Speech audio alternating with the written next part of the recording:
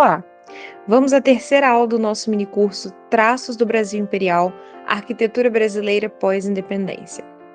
Bom, nessa aula eu vou abordar, a arquitetura no Brasil pós-independência, estilo neoclássico. Trazendo um contexto histórico, essa arquitetura ela foi difundida no Brasil entre os anos de 1820 e o final do século XIX.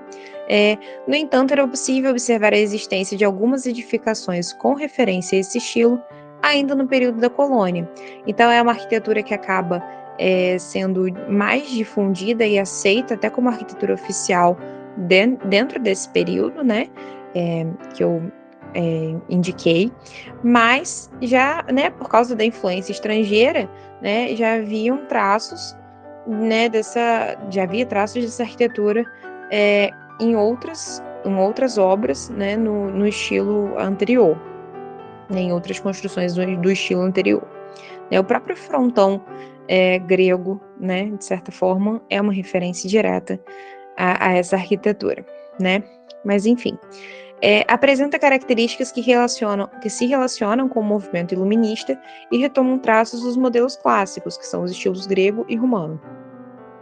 Bom, na imagem aqui ao lado, que é do Debré, 1839, retrata uma paisagem urbana do Rio de Janeiro, em 1821, e que a gente consegue observar, alguns traços.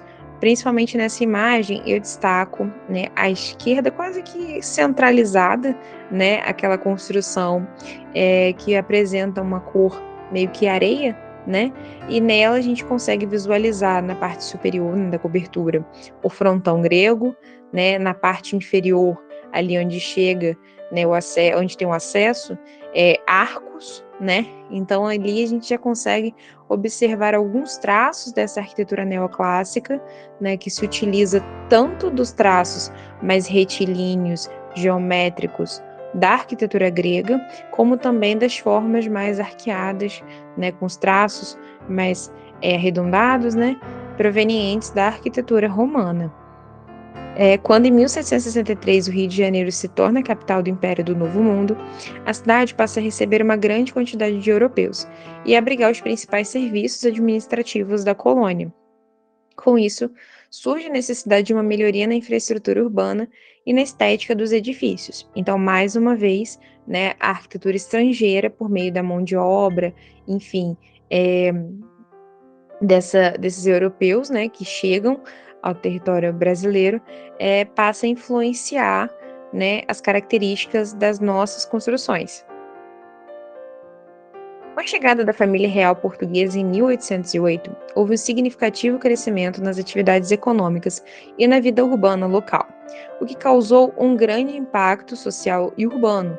Com a chegada da família real, muitos prédios, muitos edifícios administrativos, enfim, banco, são construídos, para poder, digamos assim, amparar, estruturalmente a família real, a presença da família real aqui no Brasil.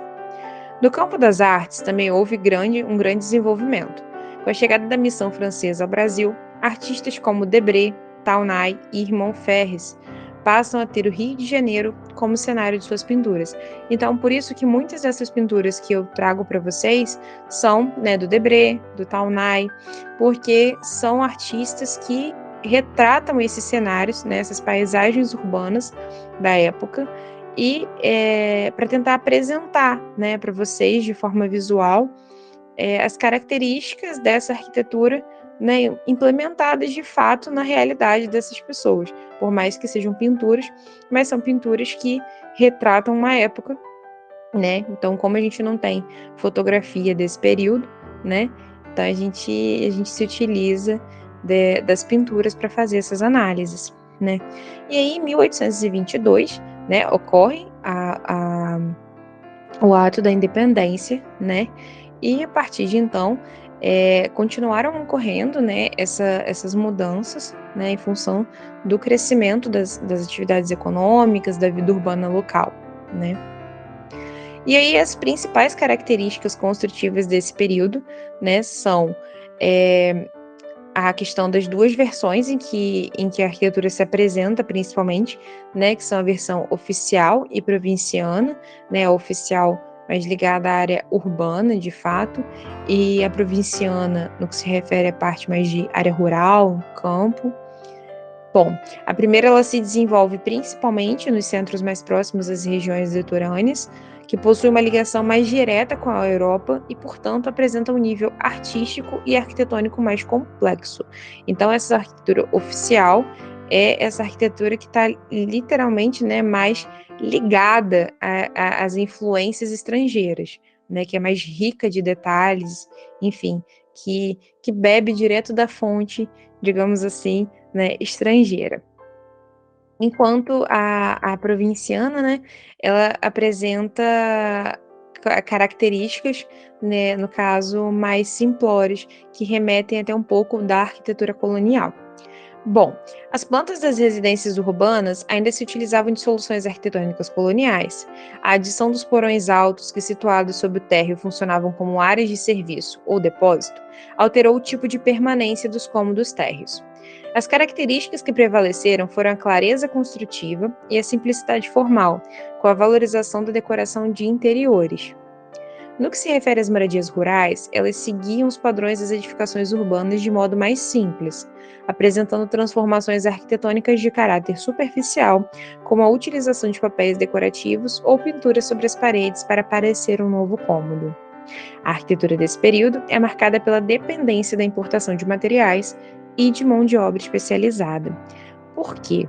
Né, essa tendência de querer imitar, né, a arquitetura estrangeira, ela acaba criando também uma necessidade, né, uma dependência desses materiais importados, né, do estrangeiro e de mão de obra, né, pessoas, escravos, que pudessem reproduzir aquela arquitetura, né, na qual se espelhavam, né? O que muitos que já estavam aqui no Brasil não conseguiam porque não era uma mão de obra especializada, né?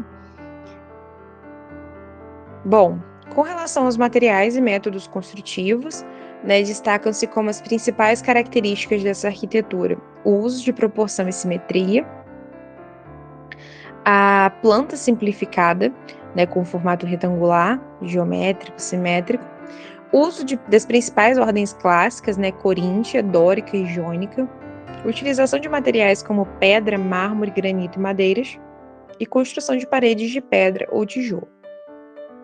Bom, aqui ao lado a gente consegue ver uma vista da cidade de Salvador, né? Não identifiquei o autor, não consegui identificar. Ela é de 1860 e ela apresenta, né, algumas das características dessa arquitetura desse período, né? No caso, o uso da proporção e simetria, né? A gente consegue ver a questão ainda das esquadrias, do alinhamento, do paralelismo, enfim, da repetição dessas esquadrias, né? Com relação às plantas, a gente não consegue identificar nesse momento, né, nessa imagem, o uso das principais ordens clássicas, coríntia, dórica e jônica, né, na construção à direita, perdão, a construção à esquerda, né, atrás dessa espécie de jangada, de barco, a gente pode observar, né, o frontão grego e as colunatas, né, da construção e no capitel delas, né, na parte superior dessas colunas, é possível vislumbrar, né, algo no sentido de uma arquitetura jônica, né, as volutas, né, do capitel jônico, se eu não me engano, né, pelo que eu consigo visualizar daqui. E, enfim, aqui a questão dos materiais, a gente não consegue observar, né, nessa imagem especificamente, mas se utilizava muito pedra, mármore, granito e madeiras. Bom, características ainda que se destacam seriam o sistema construtivo simples, né, linhas ortogonais, uso de elementos arquitetônicos característicos da antiguidade clássica, né, abóbadas de berço ou de aresta, cúpulas, frontões triangulares, colunas, alvenarias revestidas com cores suaves e presença de porões altos. Bom, nessa imagem, né, que é do Largo do Teatro e Palácio do Governo, do Emil Balch, de 1852, a gente consegue observar, né, essa questão das linhas ortogonais, né, são construções mais retilíneas, né, também a presença perdão, também a presença dos arcos, né, dos frontões triangulares, enfim, a gente consegue observar esses detalhes que remetem à arquitetura da antiguidade clássica e a questão, né, da alvenaria revestida em cor suave e tudo mais. Bom, essa foi a nossa terceira aula. Faltam ainda 2 aulas para a gente concluir o nosso mini curso. É um prazer estar com você aqui novamente e te aguardo lá.